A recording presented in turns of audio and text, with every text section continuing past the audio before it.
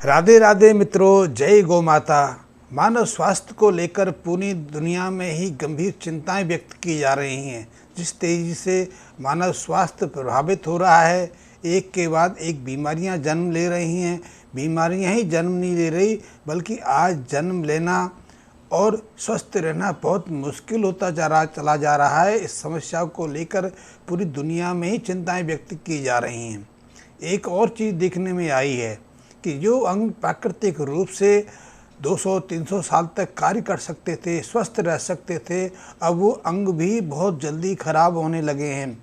हम बात हृदय की करें, हम बात शरीर के दूसरे अंगों की करें, या फिर दांत और हड्डी जैसे कठोर अंगों की करें। हड्डी के विषय में तो ऐसा कहा जाता रहा है कि हड्डी यदि स्वस्थ अवस्था में रहे तो 1000 साल तक अपना कार्य कर सकती है, लेकिन अब हड्डी संबंधी बीमारियां ही बहुत तेज़ी से बढ़ रही हैं। बात यदि दांत की जाए तो दांत जैसी कठोर वस्तु, हार्ड वस्तु मानव शरीर के अंदर नहीं है।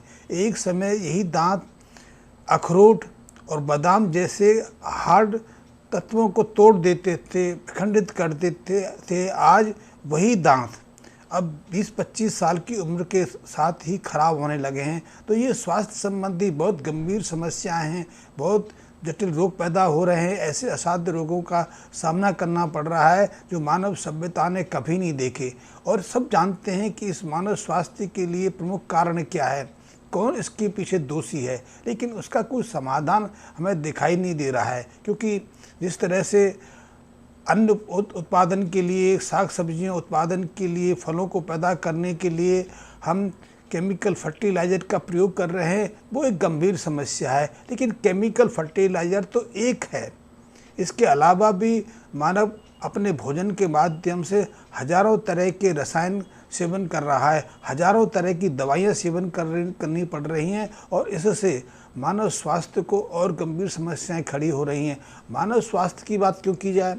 मानव स्वास्थ्य का तो चलो मान लेते हैं खाने पीने दवाओं से संबंध हो सकता है, लेकिन अब तो हमारी प्रकृति पर, हमारे क्लाइमेट पर, और यहाँ तक कि जो पृथ्वी हमें अन्न उत्पन्न करके देती है, साग सब्जियाँ उगाती है, जिससे हमारा भरण पोषण होता है, वो स्वयं भी इससे दूषित होने लगी है। लेकिन इसका कोई समाधान अभी कहीं दिखाई नहीं देता, यद्यपि इसके प्रयत्न किए जाते हैं। आज से करीब 100 साल पहले, 110 साल पहले यूरोप में एक नई शुरुआत हुई थी। वैसे वो नई नहीं है, लेकिन नए नाम से शुरुआत हुई थी, जिसे उन्होंने ऑर्गेनिक खेती नाम दिया, जैविक खेती नाम दिया।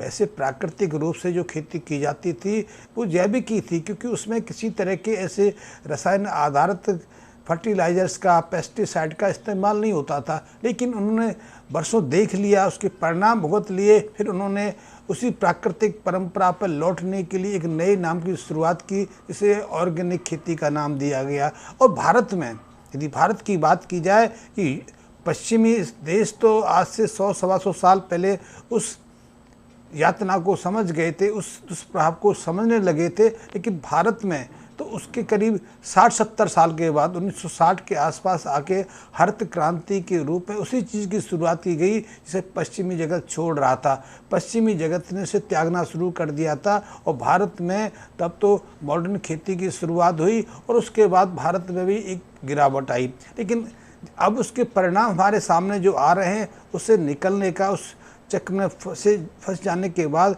बाहर आने का कोई रास्ता हमें दिखाई नहीं दे पा रहा है।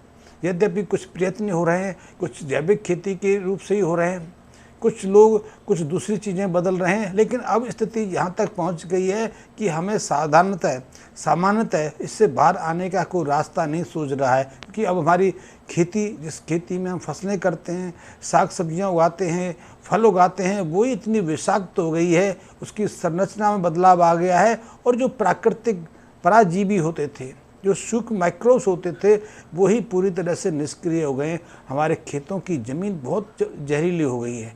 एक तो समस्या ये है, दूसरा हजारों तरह के केमिकल्स हम फास्ट फूड को तैयार करने में, उनको पैक करने में, उनको तैयार करने में इस्तेमाल करते हैं, और ये भी हमारे ऊपर अपना दुष्प्रभाव छोड़ते हैं। इस चक्र से कैसे बाहर आ जाए, क्योंकि पृथ्वी यदि हमारी जो खेत की भूमि है एक बार बदल गई, उसको सामान लाने में हजारों सालों का समय लगता है।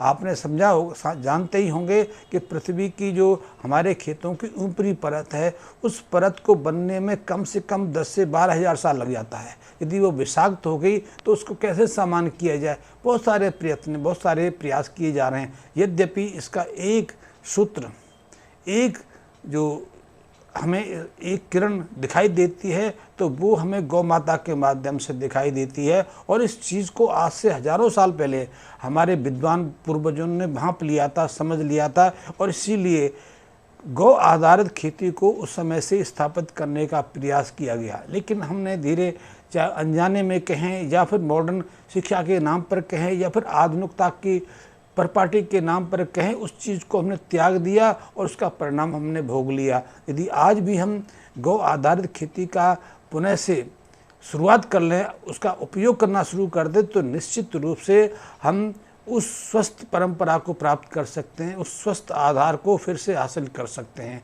क्योंकि हमारी जो गाय माता है उसमें अद्भुत दिव्य गुण हैं। उसके गौमूत्र का प्रयोग या गोबर का प्रयोग तो खेत की ज़मीन को पुनः जीवन देने में बहुत ही अद्भुत है, क्योंकि उसमें ऐसे सूक्ष्म जीवाणु हैं, ऐसे एक्टिव रसायन हैं और ऐसे पाचक एंजाइम हैं जो हर तरह की भूमि को, चाहे वो जितनी भी जहरीली हो गई हो, बंजर हो गई हो, उसकी मृदा बदल गई हो, उसे पुनः प्राकृतिक अवस्था में लाने की क्षमता रखती है। क्योंकि ये जो रसायन हैं, ये जो बायो एक्टिव केमिकल्स गाय के गोबर में या गौमूत्र में मिलते हैं, वो इतने अद्भुत हैं कि हमारे खेतों की उस परासूक्ष्मजीवी संरचना को पुनः जीवित करने में सक्षम है। इसीलिए जब हम इस गाय के गोबर का या गाय के गौमूत्र का प्रयोग अपने खेतों में करते हैं तो फिर वो पराजीवी सूक्ष्मजीवी जो है पुनः सक्रिय हो जाते हैं।